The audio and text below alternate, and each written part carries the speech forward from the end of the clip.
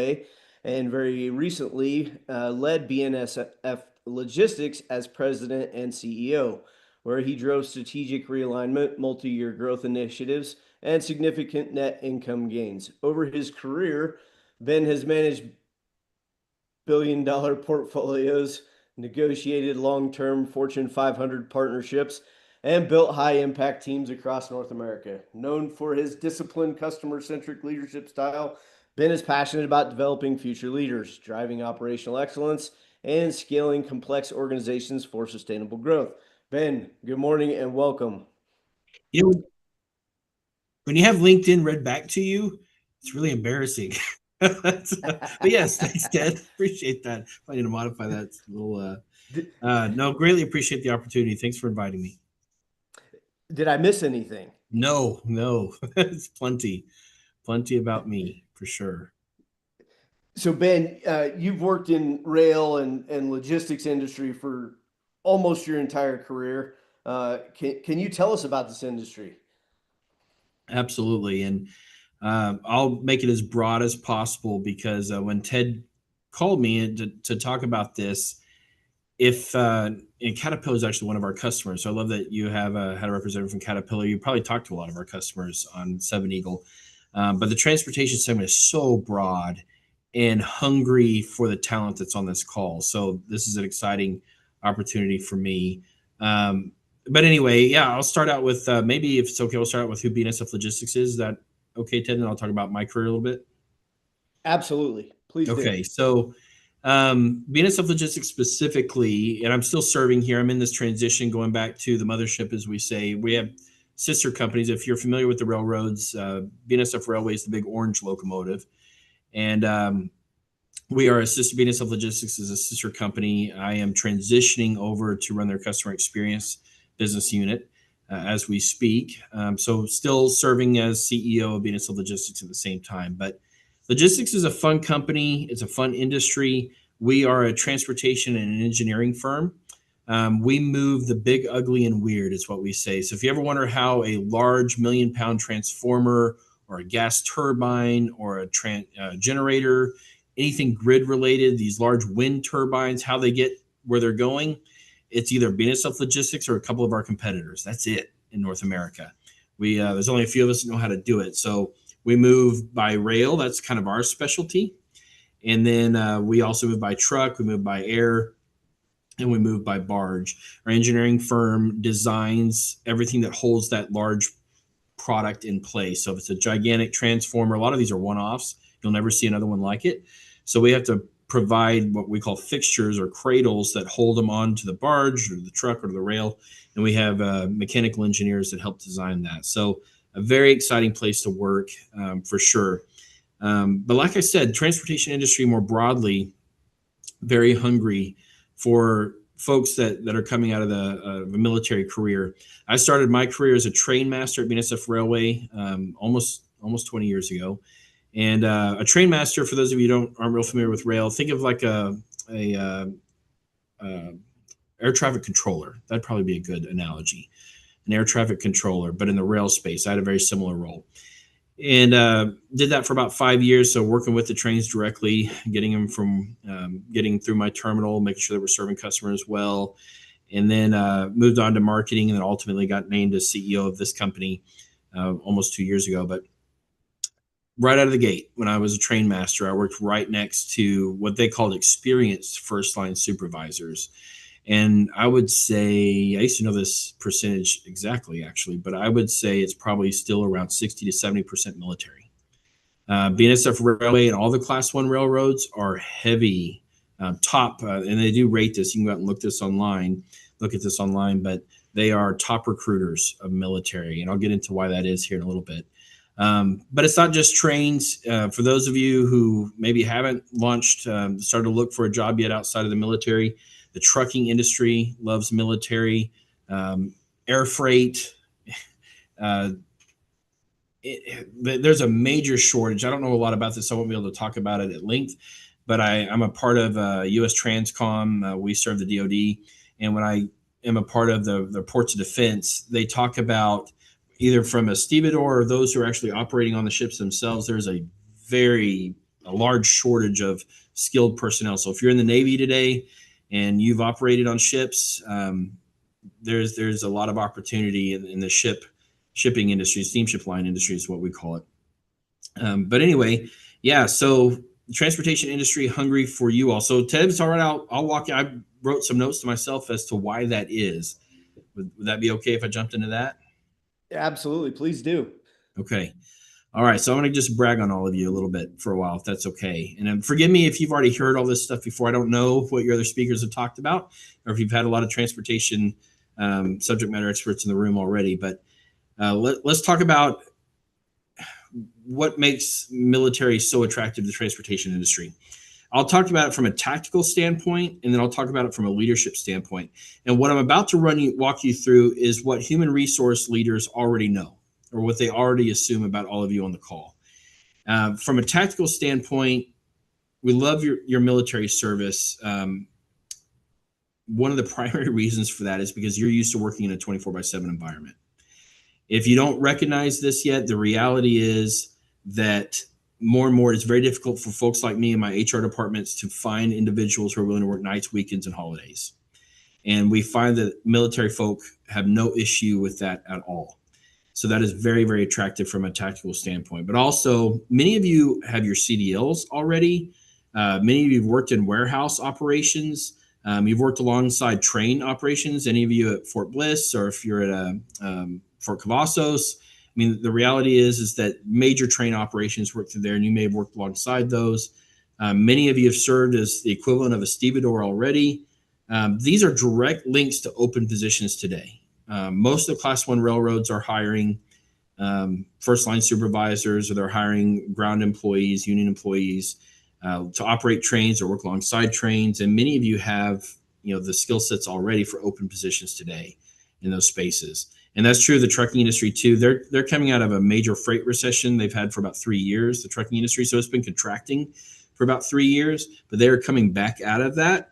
And I would venture a guess that by the back half of this year, most trucking companies are going to be looking for people to move into the trucking industry at all levels and all types of different roles, driving a truck to operating a warehouse, to being a project manager, to being in sales, all types of different roles in the trucking industry that are going to come open in the next couple of months.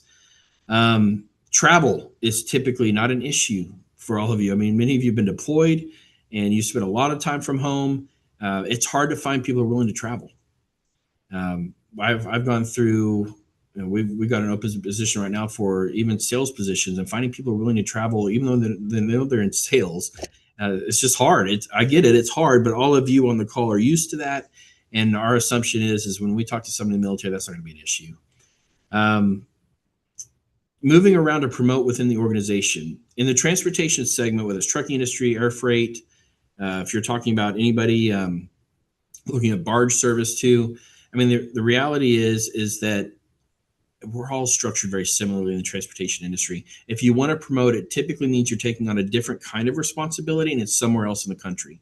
Most logistics companies, most transportation companies, they're nation or they're international. And therefore, they're looking for people that, yeah, you may start in Arkansas, but your next job may be in Japan. Are you willing to do that? There aren't a lot of people willing to do it. But what we typically find in the military space is that you are. Michelle, I see your hands up. Good morning. I do have a question. So I spent 5 years on a carrier as an air traffic controller. Could that translate into this? Yes, absolutely. In fact, there across the transportation industry, there are going to be a lot of roles that are equivalent to that. You think, and the way to think about it, and I encourage all of you to think about this. I'm jumping in maybe a little bit deeper in my conversation here, but you think about translatable skill sets. Think about what you were doing as an air traffic controller and what you were managing, the different tasks that you were responsible for.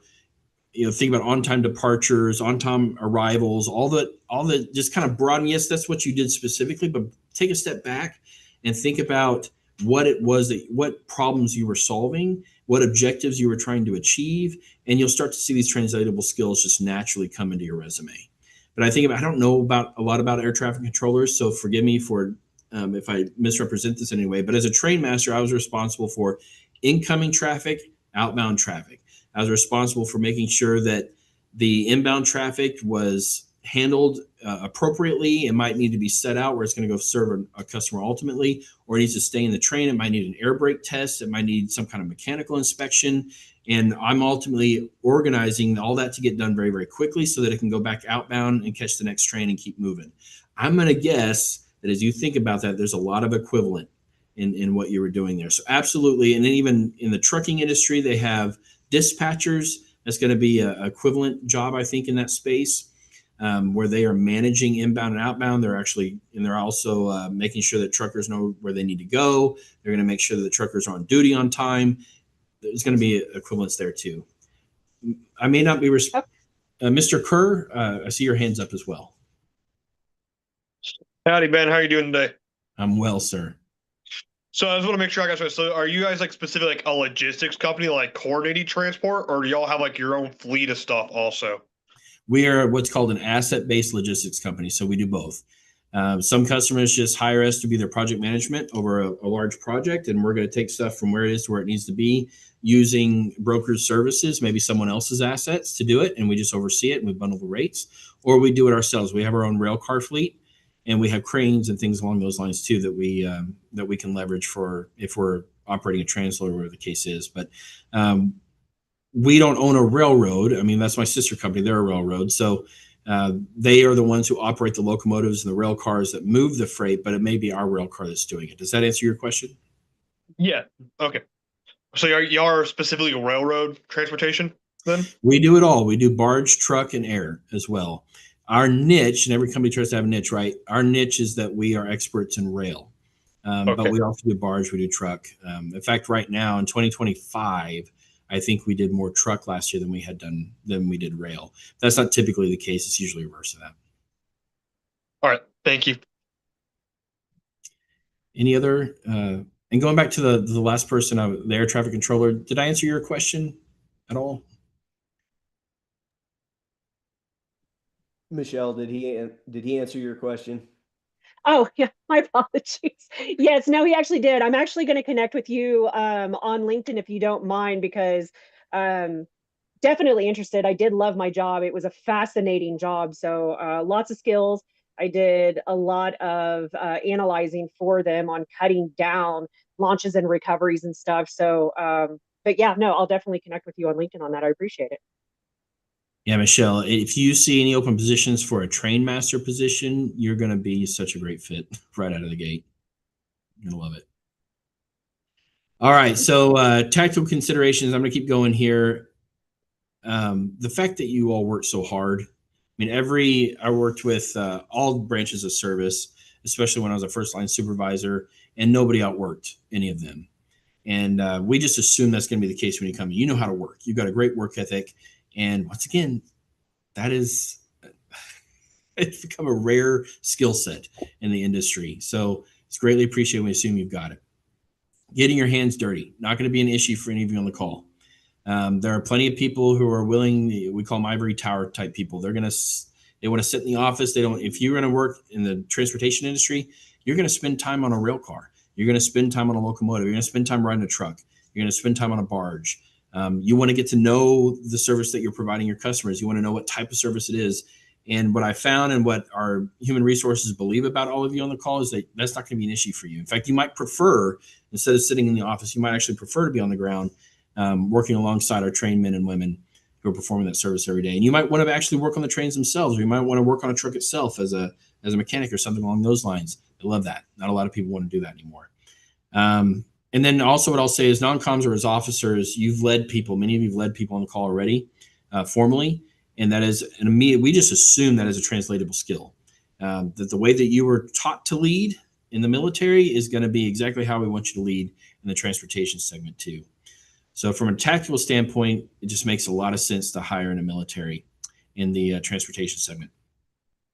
From a leadership standpoint, let me talk to you about how human resource departments typically see military. Just assume about all of you on the call that this is true. Number one, you know how to lead yourself.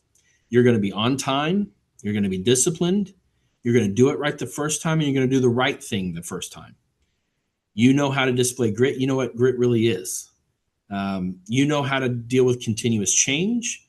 You know how to take constructive feedback. You know how to keep yourself safe and your team safe.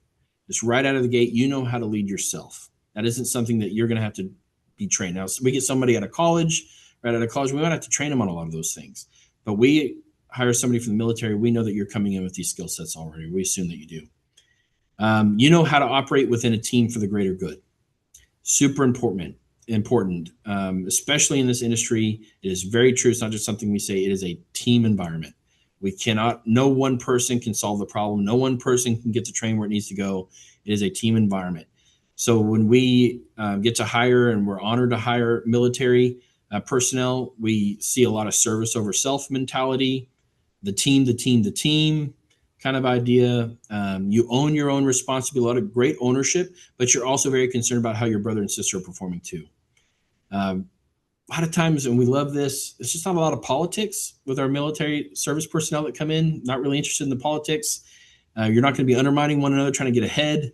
And our experience is just the military. It's probably who you were before you came to the military, but at the same time, it's just what we get from folks who are coming out of the military. You know how to evaluate risk and safety too. We have found that to be very true. A lot of our experienced first line supervisors go into safety. They just have an eye for it, to be able to analyze it, to analyze that risk, analyze the safest path forward. And most logistics companies will tell you, and I would say most of them believe it, that safety is the number one concern that we have over our financial results, over everything. Everybody going home the same way that they came to work is very important. And many of you have been trained how to think through risk, and how to evaluate risk, and how to implement the safest path forward for your team. I want to bounce back to something, as I was saying that I remember too. I want to make it really clear that in the transportation segment, in my experience, there's a lot of flexibility for those of you who may be leaving full-time military service and going into maybe the reserves or going to the National Guard. A lot of support there, a lot of flexibility to work, that 1 weekend, 2 weekends a month, whatever. And if you get deployed, which you have a lot of legal protections there too, but you're going to find that that is not something at all that scares anybody in the transportation segment off. It's well worth it. And the experience that you're getting in the reserves and what you're doing for our country, big fans. So you're not going to have to worry about that at all. Something that's big in the transportation segment is chain of command. Most companies, you call it bureaucracy, and that can be a little bit annoying. But at the same time, this idea of chain of command and how to operate within that chain of command, how to lead upward and how to lead horizontally, many of you know how to do that just so well. And we just assume that you know how to do that better than most. You're very objective driven, typically. That's been our experience. You know how to operate within process and implement processes that lead to continuous improvement. You know how to break down problems into solvable chunks and implement a roadmap to overcome the problem. You know when and can identify when activity is not serving the objective. Folks that come out of college or come off the street don't always have those skill sets, but many of you do. And hopefully what you're hearing too, as I'm running through this, is stuff that you want to highlight on your resumes. As the gentleman from Caterpillar was talking about, making sure you're talking about what's in the resume, so that's important, but also being able to highlight, if this is true about you, being able to highlight that with your real world experience that you've had as a professional military service personnel. It's very important. And then the last thing I'll say is operational excellence. What we have found is that you typically come out of the military with a mindset that you're going to be very intentional and that everything should be done with precision. An emphasis on excellence in what you do. And I will say maybe more than anything else, that's a differentiating factor for you. Attention to detail is lost on a lot of folks anymore. And you've got that, just this mindset that precision or nothing kind of idea. In the transportation segment, it's needed. This is a chaotic environment. It's constantly changing in supply chain. It's the inputs and the outputs are always changing. So regrouping, analyzing, coming up with a new process, and then leading your team, inspiring your team to abide by that process and continually improve it as you go, to evaluate it again and continually improve it. A lot of you do that, have been doing it for years in the military space. And you can bring that to companies that are desperately needing it right now. All right, so those are the things that I know that human resource, when they see a military resume come across, so many of them already assume that about you. I'd like to talk about maybe some things that they don't assume about you that I would encourage you to highlight. But before I go into that, any questions about tactical considerations or leadership considerations, anything that I mentioned that resonated with you, or questions that you have along those lines? Well, Ben, you were talking about the resume, and that was going to be one of my questions. You talk about all these skills that you obviously know that most of us in this call have, but when you're looking at a resume, what immediately stands out? All right, I'm going to be very tactical about what immediately stands out. Is it worded well? I mean, one thing that I can't guarantee that you're coming out of the military with this skill set, but many of you do, is the ability to communicate effectively. That's paramount. Almost every company that I deal with, in their vision and value statements or their leadership model, they're going to have something about being an effective communicator. And if your resume comes across, it flows well, there's no misspelled words. I mean, obviously, I had this actually just a few weeks ago. We had one resume that came across, and it was for a different job. It wasn't even for our company. The position that they were seeking had nothing to do with BNSF Logistics. That's a swing and a miss. So that would be, I mean, obviously, you bring so much to the table, and we're going to kick that out immediately, or a bot will. And I don't know if the prior gentleman was talking about this, but a lot of companies are moving towards AI in this space. So a lot of, if we get 1,000 resumes in, you can't have a human being, we don't want to spend time, a human being filtering through all of those. So the bot itself is going to be picking out, are there misspelled words? Do they have words that relate back to exactly what the gentleman was talking about, relate back to the job itself, the posting itself? Is it the right title? I mean, all those types of things, just this easy stuff, be thoughtful. And then once it gets past the bot, then we're going to look at it and does it flow well? And by flow well, I mean, this thing doesn't need to be 2 or 3 pages long.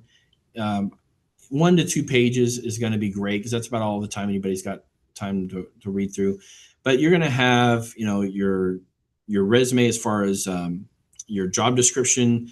You're going to have why you're interested in the role. Then you're going to have your own different roles that you've gone through. And usually you start with the most recent and move backward from then. And then you're going to be calling out in each one of those roles, you're going to be calling out, okay, I did this in the military, I did this in the military. But knowing, reading that job posting, what are specific things that you did in that particular position or in that role that tie back to the job posting? And hopefully the job posting is robust enough where you can do that. But that's what makes it feel like it flows well. So, all right, they've read this. I understand where they're coming from. I understand the most recent role that they had, the relevant experience that they had. And then any kind of education that you have somewhere below that. Your interests and things like that, you can leave that off. Nobody really cares about that anymore. But just specific, how does it tie into this role? And is it spelled right? And is it a coherent sentence? You don't always have to have periods, but if it's a bulletized, you don't necessarily have to have periods, but it should make sense for sure. So if you're not very good at that, if that's not your skill set, there are people out there in the world that will do it for you. The last time I created a resume, I did not do it for myself. I didn't do it by myself. And I've got a master's degree in communication, and I still didn't do it. I actually hired somebody to do it for me. It cost me about $300. And hopefully you can afford that. Save up for that, because it's well worth it. They'll make sure that you look really, really good when it goes in front of it. All right. So does it flow well? Is it logical? Does it speak back to the posting itself? The next thing I'm going to be looking for are leadership qualities. That's the thing that's going to jump out to me as well. The reality is, the transportation segment, you're going to have to learn the job. We're going to have to train you. And we all assume we're going to have to train you tactically on most of your responsibilities for an entry-level position or even a mid-level position. What I want to know is, I want to see more about your leadership skill sets. What have you done where, and maybe it's, and this kind of speaks to what I was going to talk about, what HR doesn't assume. If you've got accommodations or you've got awards or anything along the lines of, let me see here, I've got it written here. Hold on one second. Leadership merits, commendations, or awards you receive that speak to your ability to lead through change, to lead your team through a tough situation, where you promoted safety for your team, or you were commended on how you fixed a problem. If I see those, Ted, in there, I'm going to know, oh, this is a next level employee. This is someone I got to train anybody. But what are they going to be for me after that first line, after that first role?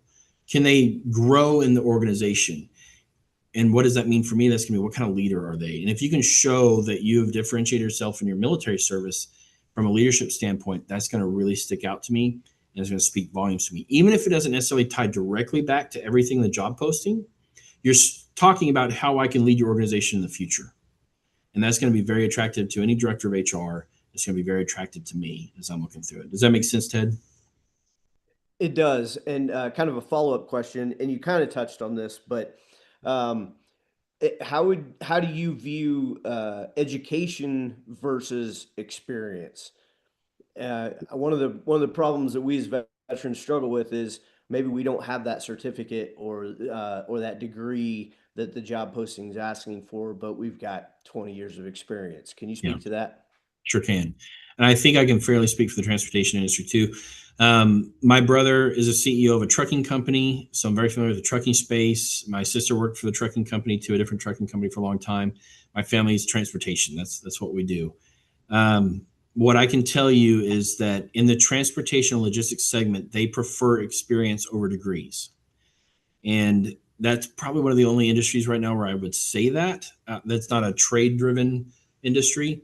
The transportation segment definitely appreciates the 20 years. One, or the 10 years, whatever that looks like. One, it tells us that you're not when I have a resume come across that shows that they've worked for 10 different companies in the last 8 years, that's not very attractive to me. That means I don't want a job hopper. I want somebody who's going to come in and they're going to dig in and they're going to stick it out with us, even if it gets tough. So I'm not looking for that. I'm looking for somebody who's maybe been in a particular role with different skill sets that they've been growing over time, but they've got that experience. They've been doing the same thing for 5+ years. That's very attractive. And the fact that you have tactical skill sets that you've built and all the things that I just talked about here, you don't learn pretty much any of that. From a CEO's perspective, and many CEOs like me, we know that a lot of the things that I just talked about, you don't learn in college. You learn good things in college, but you don't learn those things. And if you're able to show that you have learned those things and demonstrate that in your resume, and we just assume a lot of that anyway, because you're coming from the military, it's very, very good for you. So I would be surprised to hear, and I hope I don't hear it, that when you're putting in for transportation type or logistics type jobs, that you didn't get it because you didn't have a degree. Now, if you're going after a senior leader type position, yeah, you're going to run up against that even in our space. But as a first line supervisor, or even a middle line supervisor, it's usually, hey, come in. We love all your experience, but while you're here, we're going to pay for your education. If your GI Bill didn't cover something or you want to go to grad school, we'll pay for that. And then at that point, that'll open more doors for you for senior leader positions. But even at entry level positions in the trucking space, you're probably looking at $60,000 to $70,000 a year. In the rail space, you're looking at $90,000 to $95,000 a year with full benefits across the board. So these are good paying jobs from my perspective anyway. Good paying jobs right out of the gate. You do not need a degree for most of those positions. For a train master position, like I talked about earlier, you do not have to have a degree for that. And heck, just get in there, get the job, and then let them pay for it. I think that's a better path anyway. Thanks, man. So you also you talked about leadership a lot, and your leadership philosophy emphasizes disciplined execution. What does that look like to you in practice? It's process, commitment to process, and then commitment to continuous improvement too. As I mentioned, the supply chain is such a mess and has been since COVID. I would say it was a challenge before that too, but ever since COVID, supply chains around the world are they're really tough, ever evolving. With the changes with the big beautiful bill, you start to have to deal with a lot of the regulatory side of things. It's just constant change, and your customers are changing, their markets are changing, therefore their expectations of you are changing. What's going to help navigate the change is process and discipline to process. Stick to it. Now, that doesn't mean that we don't pause and take time to evaluate the process and change it and evolve it as needed, but that's going to be a process as well. And that's what that's what's going to bring the excellence. It's chaos. Yeah. There's a lot of ambiguity. Yes. But you can still have discipline through it. And what that really looks like when I see individuals who bring that to the table, one, their hair isn't on fire all the time. They're not going to, as the change comes, they're not freaking out about it. They have a process to deal with the change, and they know how to evaluate it. They know how to analyze it. They know how to implement a new process, even if it's just temporary for the moment. And they also know how to inspire people to follow the new process. They can communicate it well. They can explain the why behind not just the how, but they're going to explain the why and the what. And that's going to get people to rally behind that too. But it also does not mean that they're just going to stick to it no matter what. No, they're going to take time. Probably there's some regular cadence. So like at our company, we have a regular monthly cadence where we review different processes that we have, and we're going to run them through our change process to see if anything needs to be innovated, if anything needs to be changed. But that's going to be a process too. I know I keep using that word, but that is so important right now. If you do not have a process in supply chain, you're running around doing something different every single time. You can't bring excellence to it because you can't evaluate it. Everything's a snowflake. That's what we say. Everything's a snowflake. No, not everything's a snowflake. You just have to take a step back and really spend some time to analyze it. And in my experience, folks that come out of the military side have been through that. And especially for those who have been deployed for long periods of time, it's constantly changing, but you didn't just run around with your head. You paused, you analyzed the situation, put together a new process or new attack, and that's the way that you pursued it. And it took a lot of the risk out of it as well. Ted, does that answer your question? It does, and I believe Christopher has a question. Christopher, go ahead. All right, good morning, sir. Very insightful. So do you believe in striking while the iron is hot? For example, right now with the whole AI boom going on, I just think back to when the dot-com boom came out and my parents took advantage of it, creating their own business, selling golf clubs online, a business they continue today, even though it wasn't as strong as it was many years ago during the dot-com boom of the late 90s. But do you believe that once we're out of the military or beginning to transition out, take opportunity where you see it? Specifically in the AI space, is that your question, Christopher? Yeah, when you see something emerging and you know that even though there's a boom, historically speaking, sometimes the boom will eventually fizzle out. But if you can do it like my parents did during the dot-com boom and manage to create a steady flow of income for many years to come, would you recommend that? Yes. All right. So this is a very different conversation than what I was brought to talk about, but I love this conversation. So I don't know the .com. I lived through that. I wasn't in the full-time workforce yet. I was in college when that happened. When it just burst in 2000, that was a challenge and all that. And some people are comparing the AI to having a similar bubble. There is a bubble in investment going into AI right now, but the demand for AI and where it's going is so great that there actually isn't enough investment to support the demand side of it. And I would say too that sometimes when you have these technologies come out and they're exciting for a while, sometimes there isn't a real strong vision for how you're going to use it. And that's not true for AI. Every industry has some type of vision of how AI is going to be used in their company. So to answer, I think what Christopher is asking directly, if you have an opportunity to go work for a company that is doing something on the bleeding edge of AI, yes, I think you're going to be well served with that. Will there be a point where an AI company might dissolve because it either got acquired by someone else or something along those lines? Yeah, that's always a risk. That's a risk in any industry. But I don't think you're going to see a bubble burst like we did in 2000 from a .com perspective. I think this is a growth industry and it's an opportunity to get in there. Now, I don't know how you would start your own AI company like your parents did, Christopher, how they started the .com company that they did. I don't know how you do it unless you're a programmer today. It's an interesting story, but really, I don't want to waste your time, sir. You have much more insight. Anyway, yes, if you have an opportunity, I'd say take it. And that's a good industry to be in because it is going to explode over the next 10 years. Cool. Thank you, sir. So Ben, I'm gonna back you up for a second because you were just talking about managing change a couple minutes ago. And how would you say the logistics and transportation has changed the most since you started?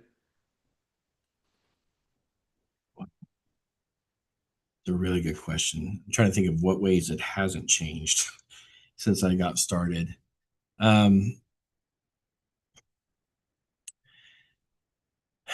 mean, this is the easiest answer. When I started out, even in 2007, the almost everything was pretty manual in this space. We're doing it on sheets of paper. We have little things that we would print off every morning. We call them switch sheets. And we'd come in, we print off a piece of paper and we'd say, all right, this rail car is going to go over here. And we're going to put it in that track. And we're going to take this rail car over there. And then when we were done with that, we would get onto an Excel sheet and create some priorities around objectives in an Excel sheet. And then we'd forward that via email out. We still had pagers back then.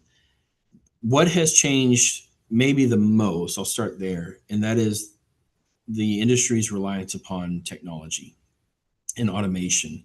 And I would say we've lagged other industries, but no doubt there isn't near as much automation going on as there used to be.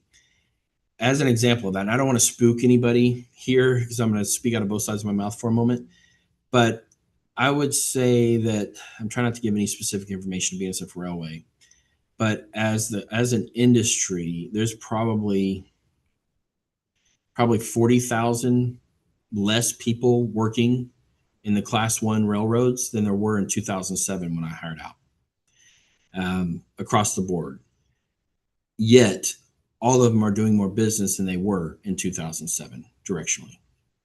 So a lot has been done in this space to automate. Now, most of that was done. There's been some rifts, where you're laying, larger scale layoffs, just like any other industry. That has happened. A lot of those were hired back though. Really, where this was done was through attrition, and as people retired and that type of thing, they'd replace them. That role could be combined with another one, and you introduce technology. So that's the biggest change. And as evidence of that, BNSF Railway has spun off an entire organization they call BNSF Tech, and it's primarily made up of AI experts and computer software programmers. I've never seen any railroad do anything like that. Railroads are the last to change, and this is something that they've just spent several $billions in investing in to take them to the next level.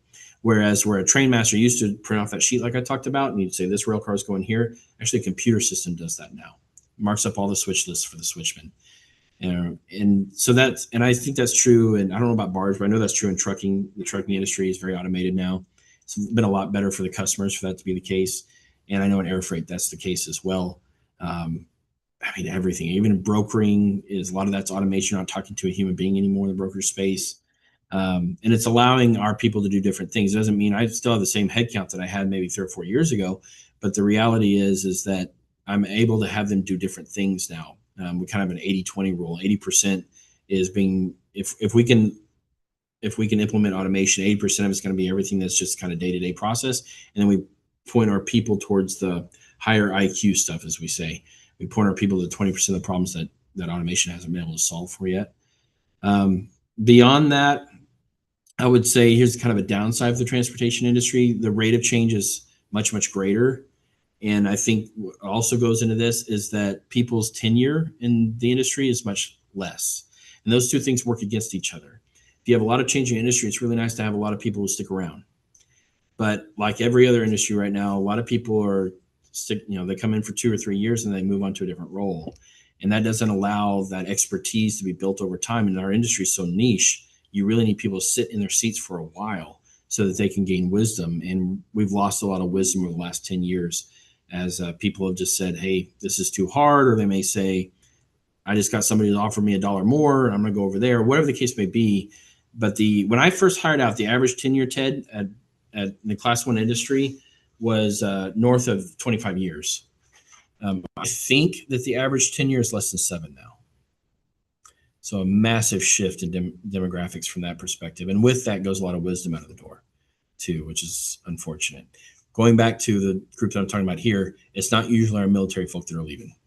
It's our people come right out of college. They're the highest attrition rates. And you did mention that kind of more at the beginning of this. So with all that change that we just talked about, what kind of trends do you see in the 5 to 10 year range in the future?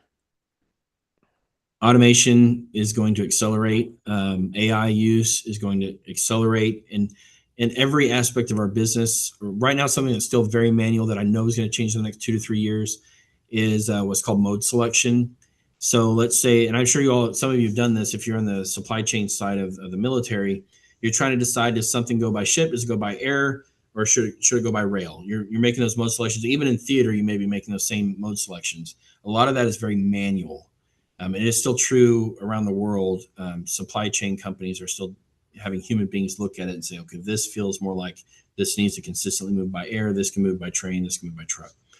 That will be something that AI is going to solve for. It's going to take all the inputs in from the shippers and say, okay, based on your wants, your needs, this could always move by intermodal, this could always move by truck, this should always move by barge, this should move by air. That's going to be, it may not mean a whole lot to you all, but that's going to be a huge leap forward for the industry when that gets out. That becomes less manual and becomes more automated. I would say that you're going to see the trucking industry struggle more. They're going to want people. That's not it. There's just not enough drivers, people that want to go into being a driver, and over the road driver, especially if they're doing long haul. That's a real problem for that industry. They've not figured out a way to solve. They've tried platooning trucks. They've tried all types of trucks driving themselves, and that will come over time. But there's a lot of people still pretty nervous about that technology, and there's going to be resistance publicly for that. But they got to solve for that, and that's a structural decline in that pool of candidates that they can pull from. So you're going to see a shift from trucking, which owns most of the market from a transportation perspective. I mean, it's not even close. Truck does most shipments are done by truck. Eventually, you're going to see a shift towards other modes because they just can't support the demand anymore. And as a result of that, pricing will get higher for truck too, as the demand's higher than the supply. But that's going to be a big shift for the next several years. And then specific in my industry, the grid is exploding. The gigawatt plan is to grow by over 100 gigawatts between now and 2035. That means that we're going to be moving a lot of transformers, a lot of generators. Our business is going to be gangbusters if you know how to do that. Be a lot of demand for what we do over the next 10 years for us. Matt Ashmore, I see you got your hand up. Yeah, hey Ben. I mean, you had so many different roles over the years. I was just wondering, is there like, as you transition, because I mean, all of us in a transition right now, it could be a little nerve-wracking. Is there a piece of advice you got, either a conversation with a mentor or something that like you read in a book that has stuck with you through all of your transitions over the year that you just kind of keep going back to? That just, I guess, sticks with you over your career? Yes. Don't mean to make anybody uncomfortable, but you called me, Ted, so get prepared for this answer.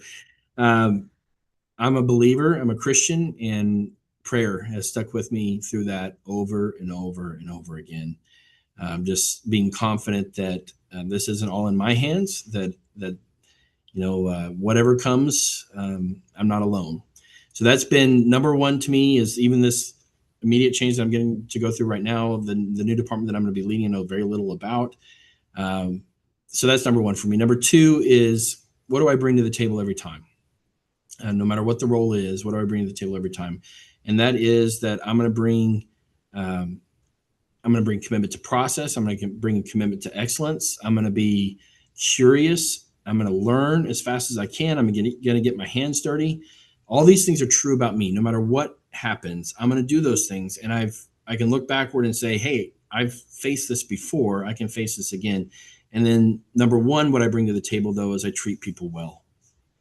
And I know that has served me better than anything else that I could point to. If you treat people well, going into that next role, whatever that is, you're going to be just fine. Going to be just fine. We can be real pessimistic about that, but I promise you, you stick out like a sore thumb if you treat people well. So that'll be something that you can hang on to as well. But as far as things that I've read that really stick with me, your network is super important. So think about your Rolodex that you have today. Many of those friends that you used to serve, they've gone into different industries. You just had someone on the call that was at 7 Eagle. Think about thinking about the people that you can call and you can rely on, you can ask them questions, get wisdom from them, but also they can maybe, and this is maybe the most important advice I give you, get past that bot that I talked about earlier. Having a human connection, somebody advocating on your behalf as a new employer, and while you're there or as you're trying to get into the company, a human that can make a call on your behalf has always proved to be very helpful for me.